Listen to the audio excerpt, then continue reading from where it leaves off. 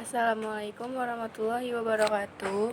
Saya Hana Nuramanida dari kelas 10 IPS 4 ingin menjelaskan tentang salah satu tokoh pahlawan yaitu B.J. Habibie. Jadi di sini saya akan menjelaskan cerita hidupnya atau sejarah kehidupan B.J. Habibie.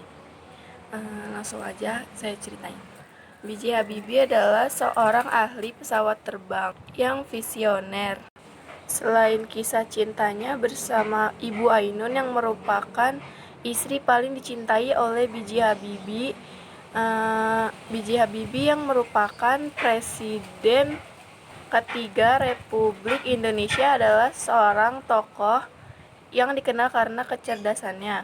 Beliau pernah studi teknik penerbangan dan spesialisasi konstruksi pesawat terbang yang berhasil juga merakit pesawat Indonesia pada masa itu. Untuk lebih lengkap, simak berikut tentang B.J. Habibie. Nama lengkap dari B.J. Habibie adalah Profesor Dr. Andes Ing Haji Bakhrudin Yusuf Habibie. Nama populernya bisa dipanggil B.J. Habibie. Istrinya yang bernama Hasri Ainun Besari. Tempat tanggal lahirnya Parepare 25 Juni 1936. Masa penjabat Presiden B.J. Habibie 21 Mei 1998 sampai 20 Oktober 1999. Pendidikannya SMK Dago, Bandung Institut Teknologi Bandung atau yang disebut juga ITB, RWTH Aichain. Anaknya yang bernama Ilham Akbar dan Tarek Kemal. Bahrudin Yusuf Habibie merupakan nama lengkap dari B.J. Habibie. Beliau lahir pada 25 Juni 1936 di kota Parepare, Sulawesi Selatan. Presiden ketiga di Indonesia ini menempuh pendidikan SMA di SMAK Dago, Kota Bandung pada tahun 1954. Ia kemudian melanjutkan pendidikan di ITB, Institut Teknologi Bandung. Namun hanya beberapa baru di ITB, kemudian ia memutuskan untuk mengikuti jejak teman-temannya untuk bersekolah di Jerman. Namun berbeda dengan yang lainnya, ia tidak menggunakan beasiswa dari Menteri Pendidikan dan Kebudayaan untuk melanjutkan kuliahnya di Jerman, melainkan dengan menggunakan biaya sendiri dari ibunya, yaitu R.A. Tuti Marini Puspowardojo. Mengingat pesan Bung Karno tentang pentingnya penguasaan teknologi yang berwawasan nasional, yaitu teknologi maritim dan teknologi dirgantara di kala Indonesia waktu itu masih berkembang, akhirnya B.J. Habibie diberi kesempatan belajar di Jerman. Pada waktu pemerintahan Indonesia di bawah Soekarno, gencar membiayai ratusan siswa cerdas Indonesia untuk mengembang pendidikan di luar negeri dan menimba ilmu di sana. Habibie merupakan rombongan kedua di antara ratusan pelajar SMA yang secara khusus dikirim ke berbagai negara. Kemudian Habibie memilih jurusan teknik penerbangan dengan spesialisasi konstruksi pesawat terbang di Rhein-Westphalen Aachen Technische Hochschule. Ini mau menceritakan tentang B.J. Habibie ketika menempuh kuliah di Jerman. Pendidikan yang ditempuh B.J. Habibie di luar negeri bukan pendidikan kursus kilat, akan tetapi merupakan sekolah bertahun-tahun sambil kerja praktek. Sejak awal, Habibie memang tertarik dengan how to build commercial aircraft bagi rakyat Indonesia yang menjadi ide Soekarno di masa jabatannya. Dari sana kemudian muncul perusahaan-perusahaan strategis, ada PT PAL dan salah satunya IPTN. Kemudian ketika B.J. Habibie sampai di Jerman, Habibie punya tekad untuk sungguh-sungguh di perantau dan harus pulang membawa kesuksesan, mengingat jeripayah ibunya yang membiayai kuliah dan kehidupan sehari-harinya. Beberapa tahun kemudian, Di tahun 1955 di ASEAN, 99% mahasiswa Indonesia yang belajar di sana memberikan beasiswa penuh. Hanya beliau yang punya paspor hijau atau swasta daripada teman yang lainnya. Bagi Habibie, di perantauan, musim liburan bukan liburan. Bagi beliau justru menjadi kesempatan emas yang harus diisi dengan ujian yang mencari uang untuk membeli buku. Setelah masa liburannya berakhir, semua kegiatan disampingkan kecuali belajar. Berbeda dengan teman-temannya yang lain, mereka lebih banyak menggunakan waktu liburan musim panas untuk bekerja, mencari pengalaman dan uang tanpa mengikuti ujian. Kemudian pada tahun 1960, B.J. Habibie mendapat gelar Diploma Ing dari Technische Hochschule dengan predikat cum laude atau sempurna yang nilai rata-ratanya mencapai 9,5. Dengan gelar insinyur yang sudah dikantongi, kemudian membuat Habibie mudah mendaftarkan dirinya untuk bekerja di firma Talbot yang merupakan sebuah industri kereta api Jerman. Setelah itu kemudian beliau melanjutkan studinya untuk mendapatkan gelar doktor di Technische Hochschule Dieppe. Kemudian beliau melanjutkan studinya untuk mendapatkan gelar doktor di Technische Hochschule Dieppe Fakultät für Manageswesen. Akan kemudian menikah di tahun 1962 dengan Hasri Ainun Habibie yang kemudian diboyong ke Jerman. Hidupnya semakin keras di Jerman. Pagi-pagi Habibie harus jalan kaki cepat ke tempat kerjanya yang jauh untuk menghemat biaya hidup, kemudian pulang malam hari dan belajar untuk kuliahnya. Memang penuh liku, akan tetapi mendapatkan hal yang manis di akhir hidupnya dengan pulang ke Indonesia, membuat pesawat Indonesia, kemudian menjadi Presiden RI. Kemudian saya akan menjelaskan tentang B.J. Habibie, yaitu hobi menunggang kuda. Habibie mempunyai kegemaran menunggangi kuda dan membaca. Ia dikenal cerdas sejak duduk di bangku sekolah dasar. Namun, ia harus kehilangan ayahnya tercinta yang meninggal dunia pada 3 September 1950 karena serangan jantung. Ia adalah sosok yang populer sejak sekolah dengan segudang prestasi yang dimilikinya. Itulah kisah B.J. Habibie, Presiden ketiga Indonesia. B.J. Habibie termasuk biografi tokoh paling laris dalam sejarah. Biografi B.J. Habibie banyak dituangkan dalam bentuk buku, film, dan lain-lain. Salah satu film biografi B.J. Habibie adalah Habibie Ainun. Semoga biografi B.J. Habibie ini dapat memberi semangat dan terus menginspirasi. Jangan lupa, selanjutnya saya juga ingin menjelaskan tentang biografi B.J. Habibie, sang visioner dan jenius. Negara Indonesia adalah negara yang kaya. Tak hanya kaya dari sumber daya, Indonesia pun juga punya banyak pemuda yang berprestasi dan cerdas dalam segala bidang. Meski begitu, terkadang kurangnya penghargaan akan para anak bangsa dan cerdas ini menjadi kendala bagi mereka untuk mengembangkan diri, sehingga memilih mengembangkan diri ke negara lain. Dari sekian banyak anak bangsa berprestasi, pastilah sosok B.J. Habibie tidak akan bisa dipisahkan. B.J. Habibie pun banyak dicari karena banyaknya orang yang tertarik akan kisah hidup sang visioner jenius ini. B.J. Habibie terkenal karena kecerdasannya yang memang sudah dikenal tak hanya di Indonesia, namun juga di negara lain. Beliau juga pernah menjabat kursi Presiden RI yang ketiga. Kecerdasan B.J. Habibie ini pun sudah terbukti dengan adanya sebuah rumus yang bernama faktor Habibie, di mana rumus ini digunakan untuk menghitung keretakan pesawat dengan akurasi yang tinggi. B.J. Habibie kian disegani karena beliau juga mampu menunjukkan rasa cintanya kepada sang istri yang sudah tervisualisasi dalam sebuah film yang bertajuk Habibie dan Ainun, yang dibuat beberapa tahun silam. Tak heran jika kini biografi B.J. Habibie banyak dicari untuk lebih mengenal sosok beliau. Selanjutnya saya akan menjelaskan tentang masa kecil B.J. Habibie. B.J. Habibie dengan masa kecil beliau.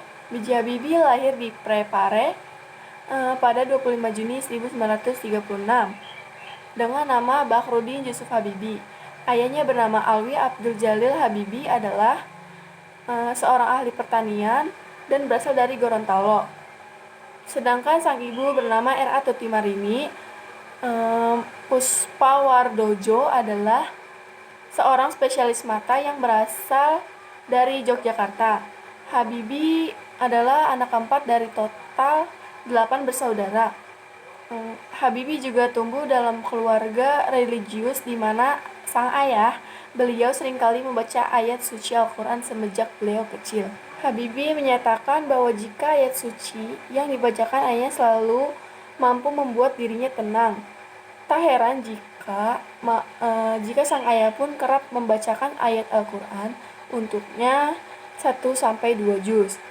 Kebiasaan sejak kecil yang sering mendengarkan Al-Quran memberikan pengaruh yang positif pada dirinya sehingga ketika Habibie usia kecil umur 3 tahun dirinya sudah mampu membaca Al-Quran dengan lancar.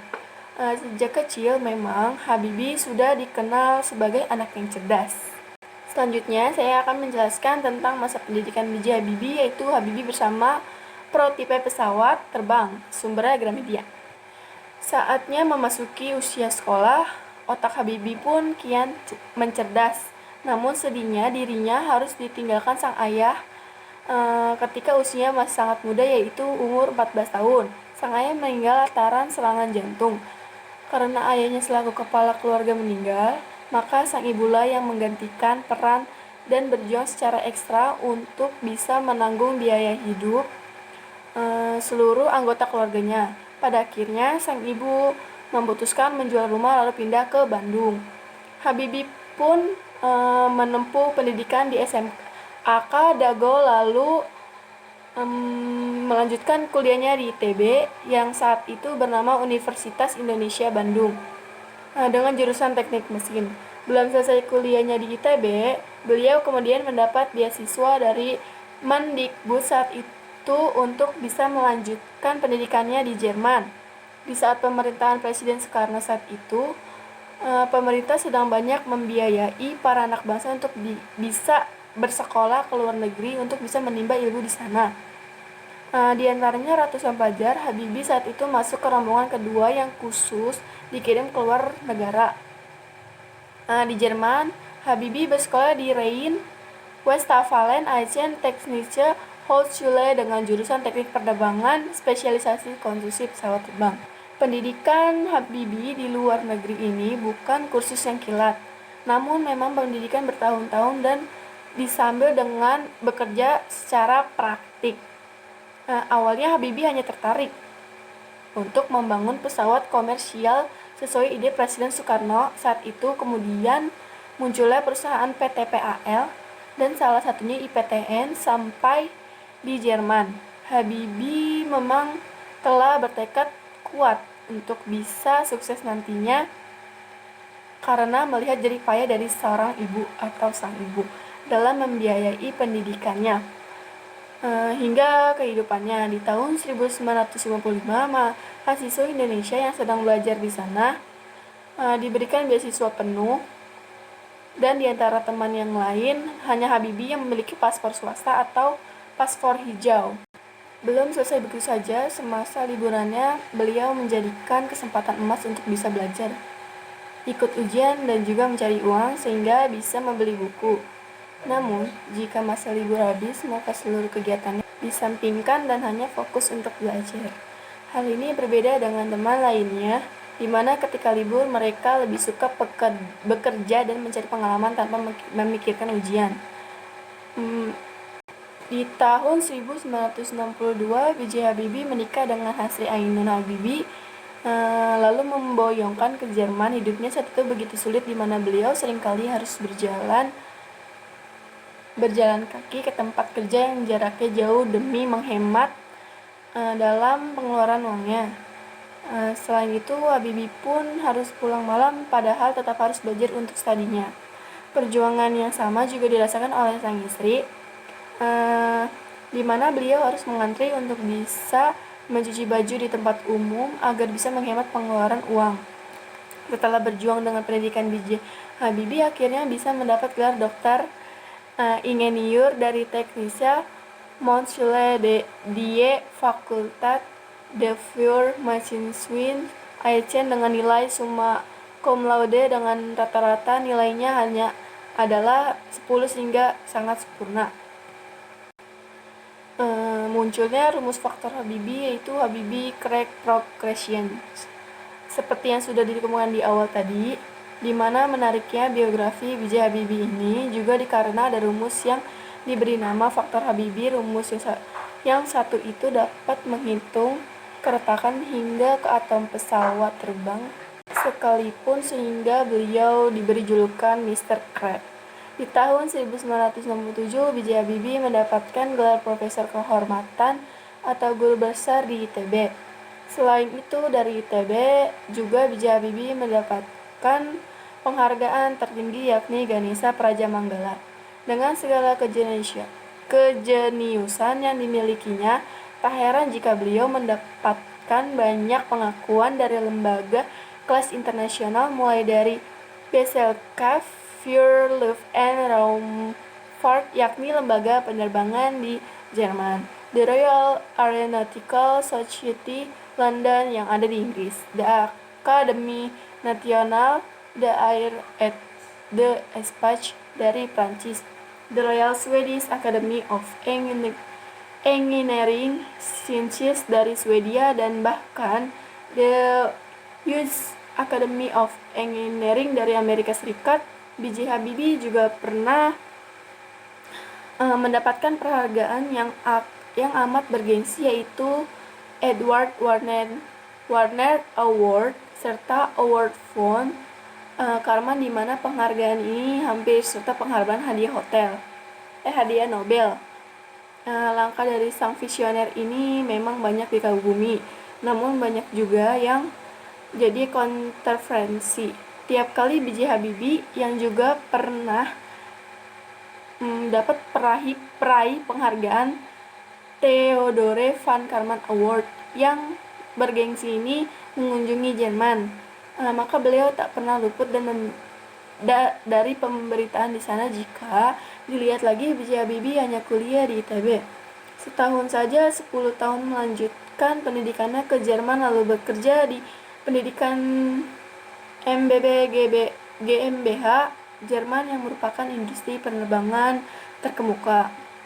Setelah itu beliau kembali di Indonesia memenuhi panggilan dari Presiden Indonesia Soeharto saat itu. Saya akan melanjutkan cerita saya tentang kembalinya B.J. Habibie ke Indonesia. Biografi B.J. Habibie masih tetap berlanjut setelah beliau kembali ke Indonesia. Di Indonesia sendiri, Habibie kemudian menjabat sebagai Menteri Negara Ristek atau Kepala BPPT selama 20 tahun dan memimpin perusahaan BUMN industri strategis selama 10 tahun. Di tahun 1995, beliau berhasil memimpin proyek pembuatan pesawat yang diberi nama N250 Gatot Kaca, di mana menjadi pesawat yang dibuat pertama oleh Indonesia. Pesawat yang dirancang oleh B.J. Habibie ini bukanlah pesawat yang dibuat secara asal-asalan, melainkan sudah dipikir dan didesain matang dengan ilmu yang dimiliki oleh B.J. Habibie. Pesawat yang diciptakannya ini sudah bisa dibilang mampu terbang tanpa oleng berlebihan, dengan teknologi canggih dan terdepan kala itu, dan bahkan sudah dipersiapkan untuk bisa 30 tahun ke depan. Untuk melengkapi desain awalnya saja, B.J. Habibie butuh waktu selama 5 tahun. Pesawat ini juga menjadi satu-satunya pesawat yang satu turboprop di dunia di mana menggunakan teknologi fly-by-wire. Saat itu pesawat N250 Gatot-Kaca ini telah terbang hingga 900 jam dan selangkah lagi bisa masuk sertifikasi untuk Federal Aviation Administration. Di zamannya PT IPTN sudah membangun pabrik pesawat hingga ke Amerika dan Eropa demi bisa menjaring pasaran di negara itu.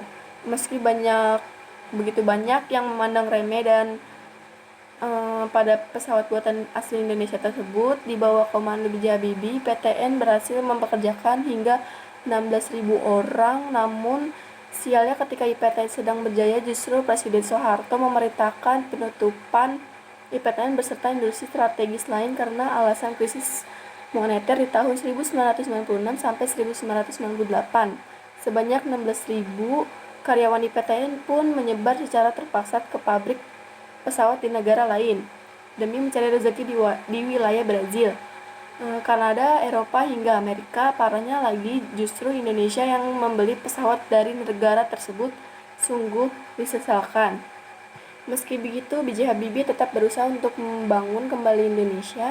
Beberapa keputusan penting yang dilakukan adalah dengan lahirnya UU tentang otonomi daerah. Beliau pun mampu membebaskan rakyatnya untuk beraspirasi sehingga Indonesia bisa membuat banyak partai politik baru yang muncul. Mata uang Indonesia di mata asing saat itu mencapai Rp15.000 per dolar, bisa ditekannya menjadi hanya di bawah Rp10.000 saja. Beliau pun mampu melikuidasi bank bermasalah kala itu. Namun B.J. Habibie pun dipaksa lengser saat itu setelah adanya sidang umum MPR di tahun 1999. Pidato pertanggungjawaban yang diberikan ditolak MPR dengan alasan Timor Timur yang dilepas dari Indonesia pada saat itu. Setelah jabatannya lepas, Ki Haji Abdurrahman Wahid menjadi presiden penggantinya. B.J. Habibie pun sudah kembali menjadi warga negara Indonesia biasa dan kembali bermukim di Jerman meski sesekali pulang ke Indonesia. Selanjutnya saya akan menjelaskan tentang meninggalnya sang istri tercinta. Setelah kabar lama terdengar, di tanggal 22 Mei 2010 ada kabar mengejutkan di mana sang istri yang sedia mendampinginya, yakni Hasri Ainun Habibie, telah meninggal dunia di Jerman karena penyakit kanker ovarium yang dideritanya. Ibu Ainun meninggal pada hari Sabtu 17.30 waktu di Jerman. Kepastian meninggalnya Ibu Ainun ini diperoleh dari Aldi Mokhtar Ngabalin selaku mantan anggota DPR yang juga wakil keluarga dari B.J. Habibie. Hal ini menjadi duka yang amat mendalam bagi sang mantan presiden itu. B.J. Habibie, Ibu Ainun adalah segalanya bagi beliau. Beliau pernah berkata, jika Ibu Ainun adalah mata untuk bisa melihat hidupnya. Ibu Ainun juga merupakan pengisi kisah di hidupnya, baik di kala susah hingga senang sekalipun. Selama 48 tahun menikah, B.J. Habibie dan Ainun tidak pernah terpisah. Ibu Ainun selalu mengikuti kemanapun B.J. Habibie pergi dengan rasa sabar dan kasih sayang yang penuh. Bahkan B.J. Habibie sendiri tidak tahu menahu akan kanker ovarium yang dihadapi oleh sang istri dan hanya tahu 3 hari sebelum Ibu Ainun meninggal. Lantaran Ibu Ainun tak pernah mengeluh betapa terluka B.J. Habibie saat itu. Yang terakhir saya akan menjelaskan tentang film Habibie Ainun, Sumber Brilio. Perjuangan B.J. Habibie sebagai anak bangsa yang selalu berusaha untuk mencapai cita-cita demi kemajuan pembangunan Indonesia memang penuh liku tajam kehidupan. Banyak sekali pengalaman hidupnya yang bisa dijadikan pelajaran, mulai dari kerja kerasnya ketika bersekolah di Jerman, perjuangan di kancah politik, hingga cita-cita setia dan penuh kasihnya bersama seorang istri yang tiada tara menjadikan kisahnya sangat layak untuk bisa diketahui seluruh bangsa. Indonesia yang dibentuk dalam sebuah film bertajuk Habibie dan Ainun.